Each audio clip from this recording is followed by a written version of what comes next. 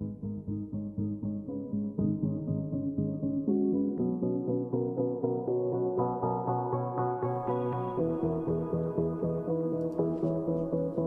you in sales? Are you a professional that is responsible for figuring out how to find your own clients?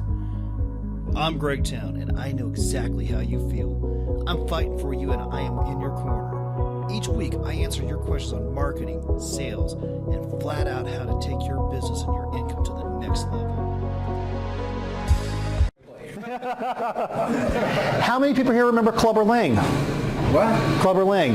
Clover Lane. Clubber Lang. You may know him by his Hollywood name, Mr. T. Oh, wow. You know, I Pity the Fool guy? Yeah. He was Rocky's opponent in Rocky number 3. Yeah. And I remember this one scene where the reporter asked Mr. T what his prediction was with his fight against Rocky. And I remember Mr. T looked very intently into the camera, really hunched in, and said in that deep tone voice that only Mr. T can respond with, and he responded with one word. And that one word was Pain. You're right, pain. And you know, it got me thinking. There have been many times in my own personal life, as I'm pretty sure you can look back in your own personal life, that we've had those moments and those setbacks that if a reporter came up and they stuck a camera in your face and they asked you to predict, what was your prediction of what this outcome was going to be like, we would all respond back with that one word. Pain. We have all experienced at some degree of adversity.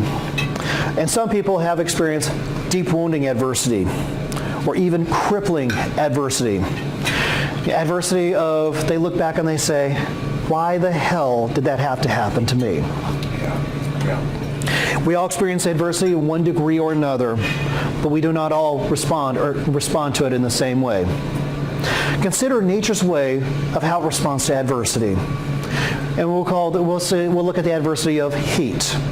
I take a pot of water and I boil it up, and I throw some carrots into it. How does the carrots respond to that adversity? They soften, they wilt, they turn into mush. You've seen people that have responded the same way. When things get really hard, they end up not being able to handle it and just check out. They lose all influence over their own issues, and they actually release control over their own responses, and they literally just pile up in the corner like a pile of mush. It's easy to spot these people. They'll respond to stuff like, well, you know, I will make it through, or it's been better, or any combination of what I refer to as the poor me statements. Yeah. But you know, there's another response that is equally dysfunctional. And that is when you have that high tide of rolling boiling water and you throw an egg in it. What happens to that egg? The shell actually becomes crumbly, but it turns hard inside. These are the people that face their adversities face on, head on. And they feel that they're dealing with it. But what they're actually doing is they're becoming callous, cynical, and flat out mean. Their shell is weakened and is crumbling, but they're hard on the inside. They are miserable, they make everybody around them miserable. It's easy to spot these people. They're the ones that'll sit there and go, nothing hurts me. You think you've had a bad day? You should hear mine. Because of these adversity, they have become so hardened, so miserable, that they try to make other people around them the same. But what if instead of responding in one of those two manners, how about we respond like, I don't know, the coffee bean? We know what happens when you throw a coffee bean in hot boiling water. It gets delicious. It just makes everything around it taste a little bit better. So, imagine responding to adversity like that. As everything gets heated, as concerns or events totally outside of your own control press in and attempt to harm you, you just make the decision to make everything around you just a little bit better. Now, I'm not talking about that Pollyanna sticking your head in the sand going, happy, happy, joy, joy. Yeah. What I'm speaking about is making a willful, intentional decision that when things get rough and the adversities come around, you just look around and say, how do I make things just a little bit better? James Allen, the famous author who wrote, "As a man thinketh," once said, "Circumstances does not make the man, it reveals him to him." Allen is affirming that adversity does not have to form your character. Think for a moment how adversity has affected you. Are you the carrot, basically on a pile over in the corner? Are you that hardened egg, very cynical? Or are you like the coffee bean, where you make everything around you just a little bit better? Listen, your road to success may not even be a road. It may just be an attitude change. Because when you get around, when your attitude is, "I'm going to make everything else around me just a little bit better," it can open up doors you never knew once existed. You may find a new level of success that you had never once even considered. You know, there's great profit in pain. But there's two things I know about pain. Everybody experiences it. Nobody likes it. But one thing I've noticed, successful people, they prepare for pain. They plan for pain. And they make pain a stepping stone into something greater. You prepare for pain? You prepare for pain. Really? Yes. Sounds like you need to do a little preparing. If you write nothing else down, I want you to write this down. You actually look at your name and say, You're going to have to email it to us. "I'll email it." You look at your name and say, "Finally, he's going to get to something good." Pain is not always optional, but misery is. That's true. Now, wasn't that the worth of price of dinner and coming in tonight? Yeah. You don't always have to be miserable. No. You know, look at your neighbor and tell him, like, "Hey, Carl, you don't always have to be miserable." Finally, as we talked about today, deep character issues and possessing a humble approach to losing, for humility is the very spirit of learning. And we've looked at the need of improving, for improvement is the focus of learning. And we've looked at how to respond to adversity, because many times the catalyst to learning is adversity. These are all means of winning in our lives, because sometimes we do win, right? Yeah. Yeah. But always, always, always be learning. So know this might be the important thing. Winning isn't everything, but learning is. Bill Gates once quipped, "Success is a lousy teacher. It makes smart people think they cannot lose." So while we're making our losses and our failures a source of learning, let us never forget that we must learn in our successes as well. There are times when winning can actually become a distraction to success. Look, I've actually seen people snatch defeat out of the jaws of victory just so they could fail. We see these people. We see them, how many times have people spotted somebody like this? The been there, done that. These are the people that make a milestone into a tombstone. Their attitude is, "I've done it, I've arrived." My attitude is, "Why stop? Keep going." I always tell people, the fastest way you know when you're about ready to have a failure is when you're talking more about your success instead of pursuing your success. Yeah. But remember, success does not guarantee success. Success is always earned from careful preparation. And don't ever take the attitude that success is inherited to you. Success always has to be earned. Never adopt the self-entitlement mentality that success just comes to you. The folks that we call the one-hit wonders, they did something great in the past and they haven't done anything since. Radio stations will have tribute nights for them. Yep, Milli Vanilli. Now granted, I always agree you should build off of your yesterdays, but I don't want you to camp out there. We've already touched on this, but never see life as an arrival. Look, if you've arrived, if you've achieved the best that you can, if there's nothing else to improve on you, we may as well put you in the ground, throw some dirt in your face. You see, solving problems and learning will always require a great deal of creativity. Always be a student. Never stop learning. It's really about changing our thinking. Most of us already know way too much than we already need to know. So what is the missing? Continuous learning looks something like this. Failing, succeeding. Failing, succeeding. Learning, succeeding, learning, succeeding. Success happens only when we come out of our comfort zone and work in our strengths as well. Many believe that we must work in our weaknesses, so we should be, improving our weaknesses. For some people, their weaknesses can be devastating, but for most of us, we should be working on our strengths instead of trying to improve our weaknesses. And that, my friends, refer to as the success edge. I'm a big fan of that one. Yep. You may have never heard this before, but every plan for success should start with, first, I fail, then I learn, then I succeed. When we live within our strengths and we release that need for comfort and we learn to take a little bit of risk, success is just right around the corner. Our time is almost up. I really do wish I had more time to talk about this book. Would love to share with you some of the other lessons in it. Items like change, responsibility, and maturity. Sometimes you win, sometimes you lose. Or sometimes you win, sometimes you learn, from John Maxwell. But I want to respect and honor everybody's time. So we can fail and lose, or we can fail and win. So choose wisely. For those of you who want to dig in a bit deeper and are interested in working with me one-on-one, I am a certified coach, speaker, and trainer with the John Maxwell team. I have discovered coaching as one of the fastest ways to fast forward somebody's success. Or, as you've heard this message, you wish that you could bring this message back to your group, your team, your company, industry, or organization. I would love to swap business cards with you, just kind of see how that looks.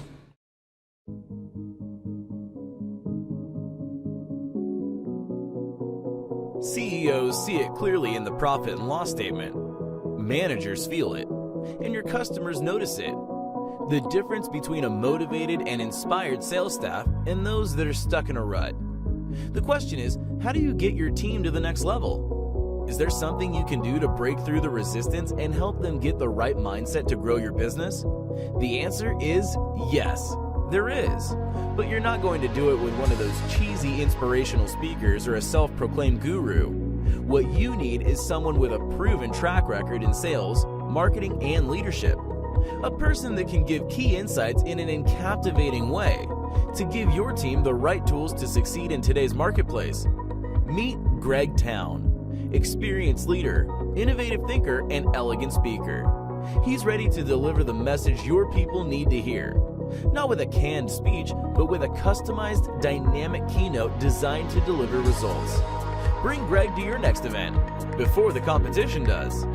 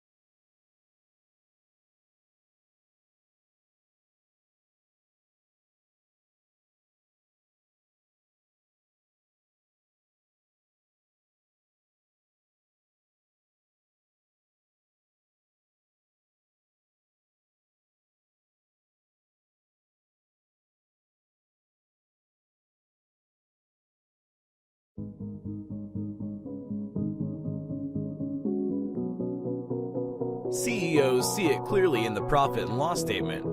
Managers feel it, and your customers notice it. The difference between a motivated and inspired sales staff and those that are stuck in a rut. The question is, how do you get your team to the next level? Is there something you can do to break through the resistance and help them get the right mindset to grow your business? The answer is yes, there is. But you're not going to do it with one of those cheesy inspirational speakers or a self-proclaimed guru. What you need is someone with a proven track record in sales, marketing, and leadership. A person that can give key insights in an captivating way to give your team the right tools to succeed in today's marketplace. Meet Greg Towne, experienced leader, innovative thinker, and elegant speaker. He's ready to deliver the message your people need to hear. Not with a canned speech, but with a customized, dynamic keynote designed to deliver results. Bring Greg to your next event before the competition does.